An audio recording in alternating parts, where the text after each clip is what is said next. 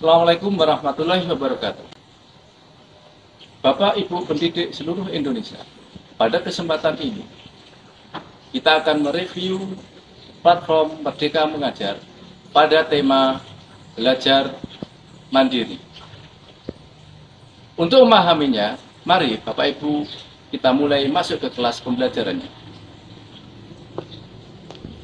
Selamat datang di aksi nyata topik 1 Merdeka Belajar oleh Suryadi SPD.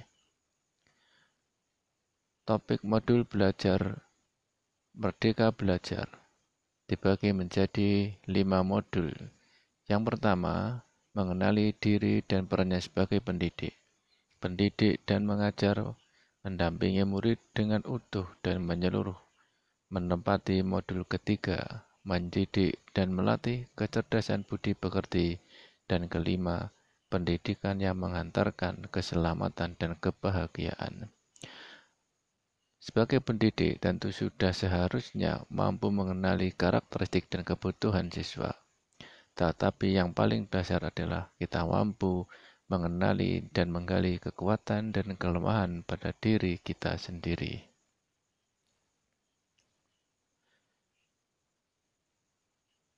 Dengan mampu mengenali kelemahan ini, kita dapat memberikan pelayanan yang terbaik bagi siswa-siswi kita. Sebagai contoh, saat kita berada di era digitalisasi ini, hampir semua pendidikan mengacu pada aplikasi platform pembelajaran. Untuk itu, kita diminta untuk segera menyesuaikan sehingga mampu memberikan pelayanan yang maksimal pada siswa-siswi kita. Sehingga jargon yang tepat adalah bagi guru adalah belajar sepanjang hayat. Lantas peran saya sebagai pendidik adalah tidak terbantahkan bahwa peran kita selaku pendidik sangatlah penting untuk mencerdaskan dan mencerdaskan kemajuan bangsa Indonesia. Sebagai pendidik, kita harus mampu berinovasi dalam mengembangkan tugas-tugas tersebut. Menjadi pendidik seperti apa yang kita inginkan, seringkali murid kita terinspirasi oleh pendidiknya, dan kita mengharapkan mampu memberikan inspirasi yang positif sehingga anak-anak kita mampu meneladani sikap positif kita sehingga mereka mampu survive di masa yang akan datang. Modul kedua adalah mendidik dan mengajar, dibagi menjadi 3 materi. Mendidik menyeluruh, pendidikan selama 1 abad, dan materi ketiga, menjadi manusia seutuhnya. Pada materi mendidik menyeluruh, kita memahami bahwa sekolah dan pendidikan merupakan bekal untuk murid kita di masa yang akan datang. Diperlukan upaya yang nyata dan praktek-praktek yang mumpuni sehingga di kelas kita mampu menemukan sebuah formula yang mampu digunakan untuk memenuhi segala kebutuhan tersebut. Materi di abad ke-21 ini adalah kita menyadari bahwa sekolah dan pendidikan merupakan mengisi bekal kita yang diperlukan oleh para pendidik kita, sehingga menyesuaikan pembelajaran yang berorientasi pada masa depan. Manusia memiliki 2 kebutuhan dasar, yaitu kebutuhan lahiriah dan batiniah. Pendidikan seyogyanya dapat memenuhi kebutuhan tersebut.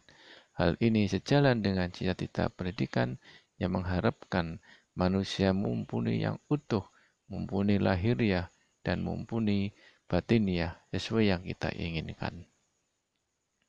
Mendampingi murid dengan utuh dan menyeluruh merupakan modul yang ketiga, terbagi menjadi 2 materi, kodrat murid dan asas trikon. Kodrat murid sebagai pendidik yang bertanggung jawab untuk mendampingi tumbuh kembang murid-murid kita. Kita harus memperhatikan beberapa hal terkait dengan latar belakang murid kita. Ada 3 kodrat mendasar, yaitu kodrat keadaan, kodrat alam, dan kodrat zaman. Pendidikan itu sangat dinamis. Kodrat keadaan menyesuaikan keadaan yang terus bergerak begitu cepat.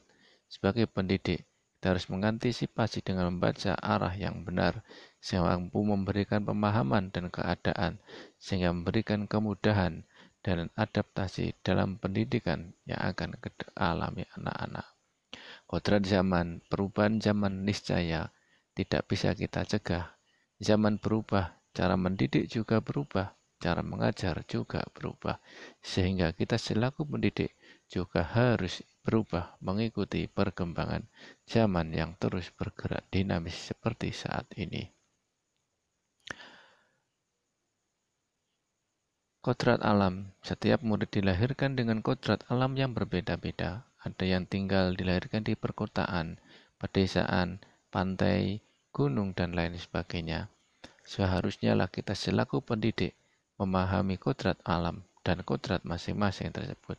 Janganlah kita memaksakan kondisi tidak sesuai dengan kodrat yang dialami oleh peserta didik kita. Asas Trikon pendidikan dapat merancang pembelajaran yang berkelanjutan, terbuka berdasarkan asas kontinu, konvergen.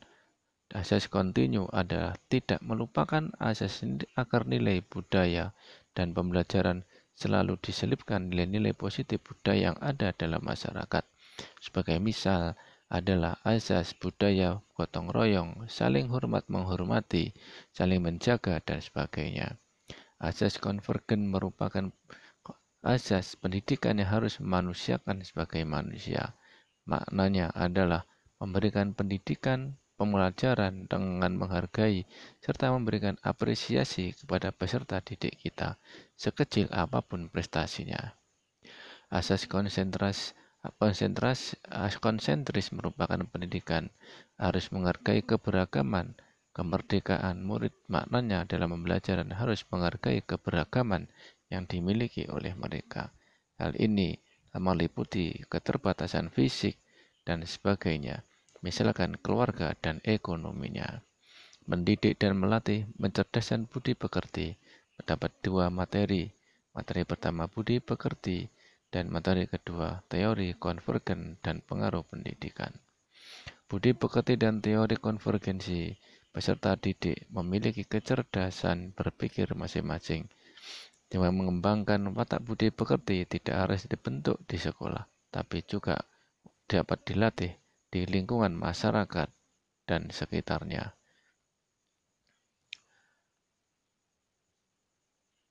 Teori konvergensi pengaruh pendidikan melibatkan bahwa pendidikan itu faktor yang dominan adalah faktor bawaan atau hereditas, yaitu potensi yang diberikan atau diwariskan oleh kedua orang tuanya.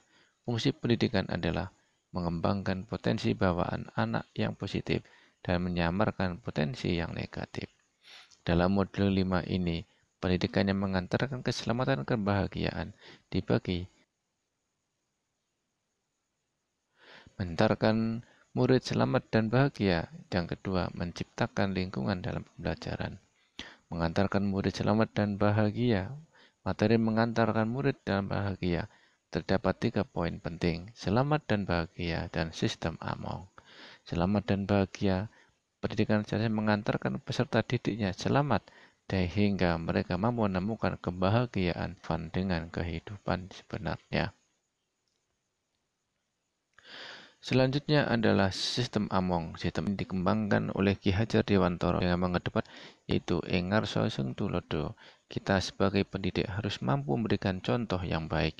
Sedangkan Ing Mardya Mangunkarso, kita harus mampu memberikan semangat kepada anak untuk terus belajar. Sedangkan Tuturi Handayani, kita selaku pendidik harus memberikan dorong terus mau dan belajar.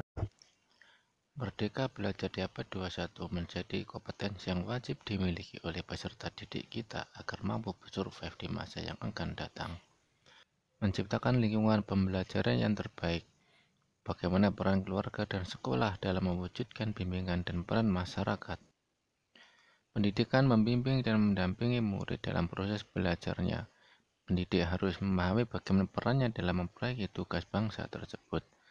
Peran keluarga sangat mutlak diperlukan untuk mendampingi sekolah dan serta masyarakat. Terima kasih.